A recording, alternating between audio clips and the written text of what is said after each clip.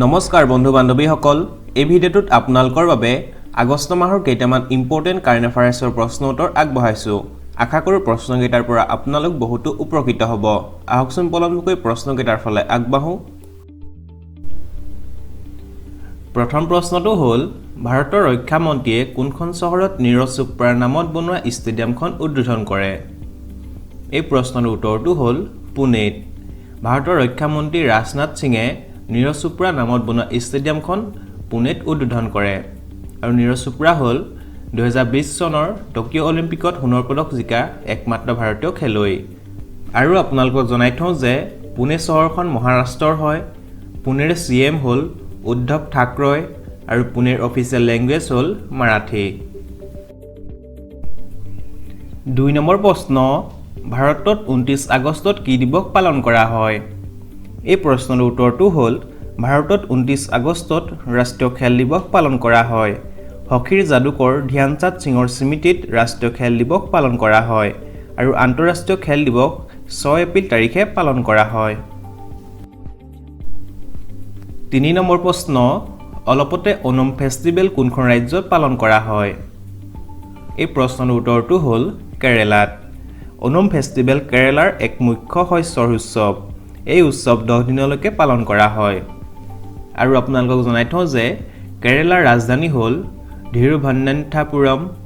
কেৰালাৰ গভৰ্ণৰ হ'ল আৰিফ মহম্মদ খান কেৰালাৰ চিএম হ'ল পিনাৰায়ি বিজয়ন আৰু কেৰালাৰ অফিচিয়েল লেংগুৱেজ হ'ল মালায়ালম 4 নম্বৰ প্ৰশ্ন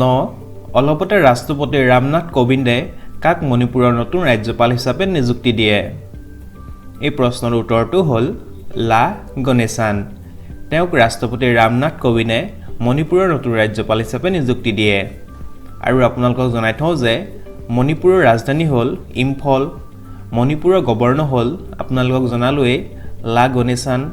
মণিপুৰৰ চিএম হ'ল এন বীৰেন সিং আৰু মণিপুৰৰ অফিচিয়েল লেংগুৱেজ হ'ল মণিপুৰী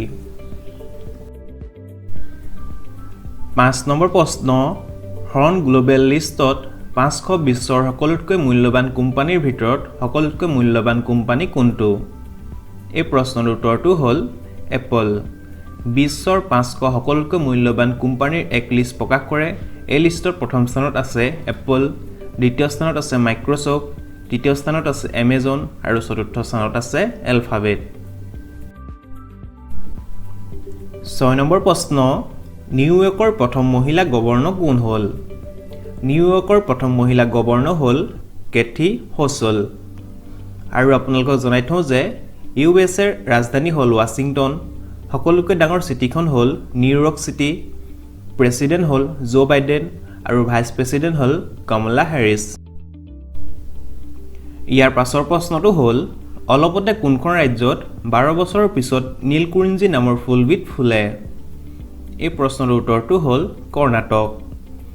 কৰ্ণাটকত 12 বছৰৰ পিছত নীলকুৰিঞ্জি নামৰ ফুলবিধ ফুলে এই ফুলবিধ 12 বছৰৰ মূৰত মাত্ৰ এবাৰহে ফুলে এই ফুলবিধ আগষ্ট মাহৰ পৰা ফুলা আৰম্ভ হৈছে আৰু এই ফুলবিধ অক্টোবৰ মাহলৈকে ফুলিব আৰু আপোনালোকক জনাই থওঁ যে কৰ্ণাটকৰ ৰাজধানী হ'ল বেংগলোৰ কৰ্ণাটকৰ গভৰ্ণৰ হ'ল থাৱাৰচন্দ গেহলট কৰ্ণাটকৰ পিএম হ'ল বাসাভাৰাজ বোমাই আৰু ইয়াৰ অফিচিয়েল লেংগুৱেজ হ'ল কানাডা 8 নম্বৰ প্ৰশ্ন ভাৰত আৰু কোনখন দেশৰ সেনাৰ মাজত কাচিন 2021 নামৰ সেনা অভ্যাস আয়োজন হয় এই প্ৰশ্নৰ উত্তৰটো হ'ল ভাৰত আৰু কাজাকিস্তানৰ মিলিটাৰী সেনাৰ মাজত কাচিন 2021 নামৰ সেনা অভ্যাস আয়োজন হয় আৰু আপোনালোকক জনাই থওঁ যে কাজাকিস্তানৰ ৰাজধানী হ'ল নুৰ চুলতান কাজাকিস্তানৰ প্ৰেছিডেণ্ট হ'ল কাছিয়াম জোমাৰ্ট টোকায়েভ